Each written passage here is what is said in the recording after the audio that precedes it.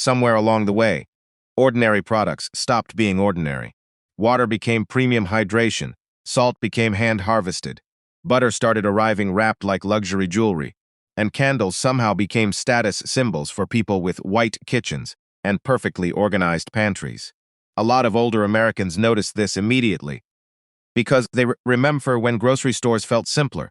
Back then, people bought products because they worked, not because the packaging looked expensive, not because an influencer placed it beside a marble countertop next to a tiny decorative plant and a beige cookbook nobody actually opens. Today, entire grocery stores feel designed less for eating and more for lifestyle photography. And the strangest part is that many of these products are unbelievably boring, not exciting, not revolutionary, not rare. Just ordinary household items with prettier labels, emotional storytelling, and prices that quietly doubled while nobody was paying attention. So today we're looking at 7 premium boring product brands that simply are not worth the hype, along with 2 products that genuinely surprised me and might actually deserve the extra money. And before we start, subscribe to the channel, because modern companies no longer just sell products. They sell identity, status, aesthetic, health fantasies, and sometimes guilt, especially toward older Americans trying to buy cleaner, better, or healthier products for themselves and their families. Let's begin with one of the biggest offenders of all, Vitaminwater. Specifically brands like Vitaminwater Bai. At first glance, they look incredibly healthy, bright colors.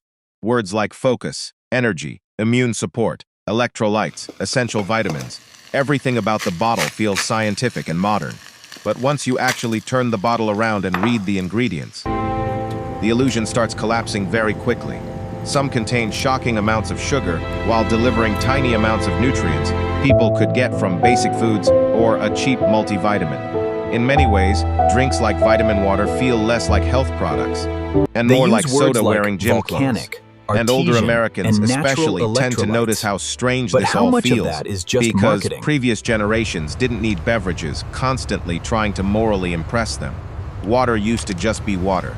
Now it arrives with motivational branding and a wellness personality. Next comes pink Himalayan salt. Brands like the Spice Lab and Himalayan Chef help transform one of the oldest ingredients in human history into a luxury kitchen accessory. And the marketing is honestly fascinating. Soft pink packaging, glass jars, wooden lids, words like ancient, pure, natural, and hand-mined. The branding makes it feel like a sacred ingredient discovered by monks hidden in the mountains somewhere. Meanwhile, most people are sprinkling it onto frozen pizza and scrambled eggs. Now, technically, yes, pink Himalayan salt contains trace minerals, but for the average person, the nutritional differences are tiny. The real difference is emotional. Regular salt feels ordinary. Pink salt feels elevated. That's what people are paying for. Not transformation, not magical health benefits, just a more luxurious feeling while cooking dinner. Then we move to luxury bottled water. And honestly, this category may be the most absurd of all. Brands like FIJI, Smartwater, VOSS, and Essentia turn basic hydration into a luxury identity. Some bottles cost more than entire fast food meals used to cost in America. And the marketing language sounds almost poetic. Volcanic filtration, natural electrolytes, artesian source, perfect alkaline balance. Meanwhile, someone is drinking it in traffic while eating drive-through fries. The bottle itself often becomes the real product. Tall glass designs, minimalist labels, soft matte textures. Everything carefully designed to look expensive in somebody's hand. And the funniest part?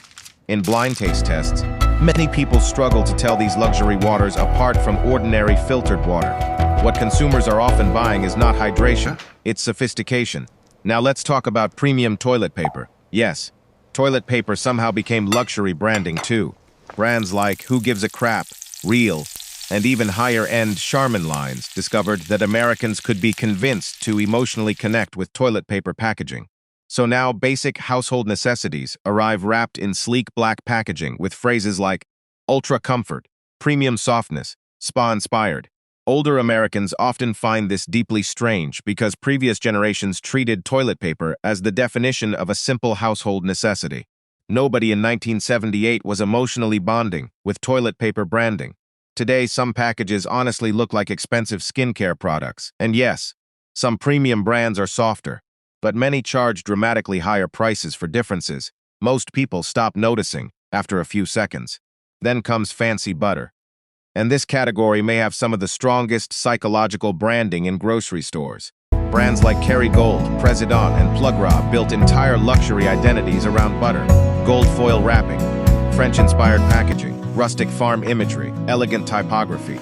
Everything designed to make consumers feel like they're buying something artisanal and deeply sophisticated. Now, to be fair, there absolutely are real quality differences in butter, but many premium brands rely heavily on presentation to justify prices 4 or 5 times higher than regular butter, especially when most people are melting it into pancakes, toast, boxed pasta, or mashed potatoes anyway. The fantasies surrounding the butter often becomes more important than the butter itself. Now let's move into organic eggs with premium branding. Brands like Vital Farms and Pete & Jerry's transformed eggs into emotional lifestyle products. And honestly, some egg cartons now look more luxurious than electronics packaging. Soft, earthy colors, happy chickens walking through green fields, handwritten style fonts. Words like pasture-raised, ethical, farm-fresh, free roaming. The packaging creates an emotional picture before consumers even open the carton. And companies know something incredibly important. People will spend more money when products make them feel morally responsible and healthier. Now, some of these brands absolutely do have higher farming standards, but many consumers still don't fully understand what certain labels legally mean. And companies know that confusion sells. Finally, luxury scented candles, possibly the ultimate premium boring product. Brands like Diptyque, Joe Malone, and Le Labo now charge prices that honestly sound insane for scented wax in decorative containers. And the descriptions became increasingly dramatic. Not vanilla, no. Now it's midnight cedar smoke with aged amber and coastal rain. Some candles cost $70 or $80 while lasting only a few weeks. And people proudly display them like decorative trophies inside perfectly arranged living rooms. Older Americans especially tend to laugh at this category because they remember when candles were mostly associated with power outages and holiday decorations. Now candles are marketed like emotional therapy sessions. But despite all this criticism, not every premium product is fake. A few genuinely deserve the higher price. The first one is real extra virgin olive oil. Brands like California Olive Ranch and high-quality imported oils from small Mediterranean producers genuinely deliver noticeable differences in flavor and freshness. Unlike many luxury products, good olive oil actually changes food. You can taste the difference immediately. And importantly, this appreciation existed long before influencer culture and modern aesthetic branding. People valued excellent olive oil generations ago because quality genuinely mattered. The second product that actually passed? Good coffee beans. Brands like Lavazza, Peet's, and locally roasted small-batch coffee often provide a noticeably better experience than cheap grocery store coffee. Cheap coffee can taste burnt, stale, bitter, or strangely acidic. Good coffee feels smoother, fresher, warmer, and far more comforting. And older Americans especially tend to appreciate products where quality can actually be experienced immediately instead of imagined through branding psychology. Because that's really the heart of this entire video. Many modern companies are no longer selling better products. They're selling identity, the feeling of being healthier, smarter, cleaner, more sophisticated. And sometimes consumers end up paying luxury prices for products that are only pretending to be luxurious.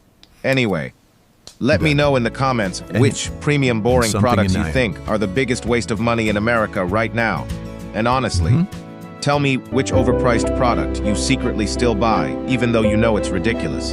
Don't forget to subscribe for more videos exposing strange consumer trends, psychological marketing, and the everyday products Americans quietly waste billions of dollars on every single year. And I'll see you in the next video.